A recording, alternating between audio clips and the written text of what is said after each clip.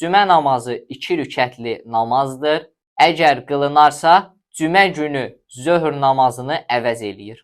Peyğəmbərin və həmçinin məsum imamların və imamların xüsusi elçisinin dönəmində bu namaz hər bir kəsə vacibdir. Lakin bu qeybət dövründə, yəni böyük qeybət deyirlər, imamın qeyb olduğu dövrdə isə, yəni hal-hazırda yaşadığımız dövrdə bu namazın qılınmasında insan ixtiyar sahibidir.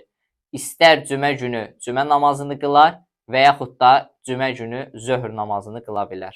Cümə namazının vacib olmasının da bir neçə şərti var.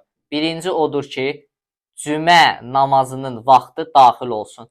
Xüsusi vaxtı var ki, həmin o vaxtı keçdisə artıq cümə namazı qılınmır, onun yerinə zöhr qılınmalıdır. İkinci şərt, fərdlərin, yəni insanların sayı imam cəmaatla birlikdə 5 nəfərə çatmalıdır. Əgər bu 5 nəfər tamam olmasa, onda cümə namazı qılınmayacaq. Üçüncüsü, cəmaat namazında vurğulandığı kimi, qarşıda duran şəxs, yəni imam cəmaat, həmin o ədalət və bir neçə sifətlər ki var, onlara malik olmalıdır.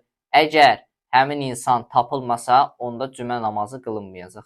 Cümə namazı qılınan iki məntəqə arasındakı məsafə 5 kilometrdən az olmamalıdır. Həmçinin bir qeyd də var ki, məsum imamların dövründə belə cümə namazı bir neçə şəxsə vacib deyil. Onlar bu şəxslərdir.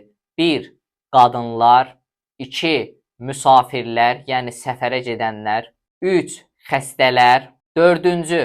Yağış və yaxud da şiddətli küləklər və s. bu kimi maneələrlə üzləşən şəxs. Cümə namazı vacib olan şəxs, əgər onun əvəzinə zöhr namazı qılsa, namazı doğrudur.